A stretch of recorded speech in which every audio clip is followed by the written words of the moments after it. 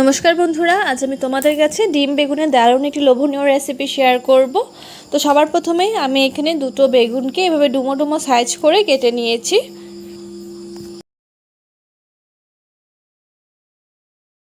বেগুনগুলো কেটে নেওয়ার পর তারপর আমি এখানে নিয়ে নিয়েছি 3টে ডিম।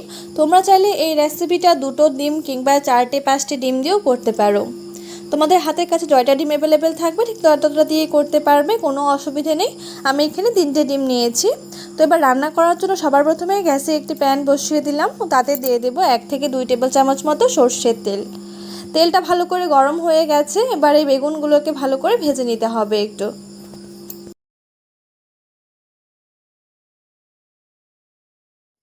ভাজার সময় অবশ্যই এর মধ্যে দিয়ে দেবো স্বাদ অনুযায়ী নুন, আর দিয়ে দেবো খানিকটা হলুদ গুঁড়ো।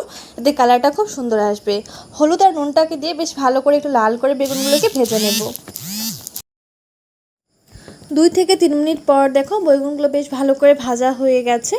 এবার এগুলোকে আমরা তুলে নেব।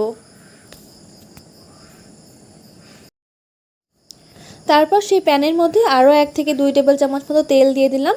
তেলটা গরম হয়ে যাবার পর এর মধ্যে ফোড়নের জন্য দিয়ে দেবো প্রায় 1/2 টেবিল চামচ মতো গোটা জিরে।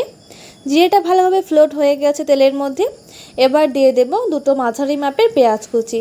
পেঁয়াজের পরিমাণটা আমি একটু বেশি করে দিয়েছি, তোমরা চাইলে কমিয়ে কিংবা বাড়িয়েও দিতে পারো পেঁয়াজের পরিমাণটাকে। পেঁয়াজটা দেওয়ার পর এর মধ্যে দিয়ে দেবো থেতে করা রসুন 1 টেবিল চামচ মতো, আর দিয়ে দেবো 3 থেকে 4টে কাঁচা লঙ্কা কুচি। এবার এইসব উপকরণগুলোকে বেশ ভালো করে একটু ভেজে নিতে হবে যতক্ষণ না পর্যন্ত এই পেঁয়াজ আর রসুনের কাঁচা গন্ধটা চলে যাচ্ছে। বন্ধুরা, তোমরা অবশ্যই ভিডিওটি সম্পূর্ণ দেখো। সম্পূর্ণ ভিডিওটি দেখার পর ভালো লাগলে অবশ্যই চ্যানেলটিকে সাবস্ক্রাইব করে ভিডিওটিতে একটি লাইক করে দিও।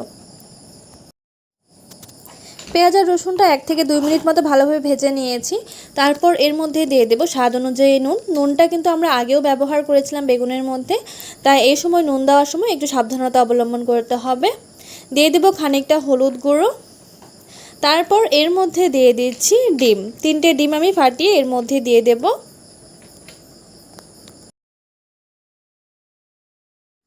দিয়ে দেবো প্রায় 1/2 টেবিল চামচ মতো একটু চিলি ফ্লেক্স। তোমরা চাইলে চিলি ফ্লেক্সের পরিবর্তে শুকনো লঙ্কার গুঁড়ো ব্যবহার করতে পারো, কিংবা শুকনো লঙ্কাটা ফোড়নের মধ্যে ব্যবহার করতে পারো।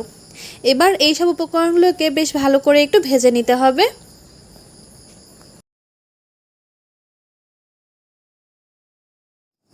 ডিমটাকে একটু সময় নিয়ে ভাজতে হবে, প্রায় 2 থেকে 3 মিনিট মতো বেশ ভালো করে একটু ভেজে নিয়েছি।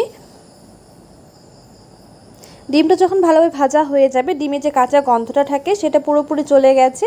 এবার এর মধ্যে দিয়ে দেব ভেজে রাখা বেগুনগুলো। ভেজে রাখা বেগুনগুলোকে দেওয়ার পর এর মধ্যে দিয়ে দেব প্রায় 1 থেকে 2 টেবিল চামচ মতো সর্ষে এবং পোস্ত বাটা। তোমরা চাইলে এখানে শুধু পোস্ত বাটা দিয়েও করতে পারো। এবার আরও 1 মিনিট মতো এইসব মশলাগুলোকে ভালোভাবে মিশিয়ে নিতে হবে।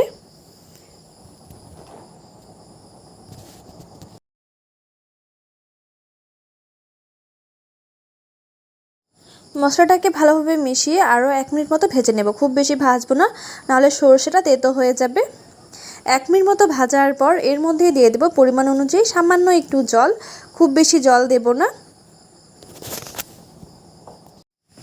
জলটা দিয়ে এবার বেশ ভালো করে নাড়িয়ে চাড়িয়ে এটাকে ঢাকা দিয়ে হতে দেবো আরও 5 মিনিট পর্যন্ত লো ফ্লেমে।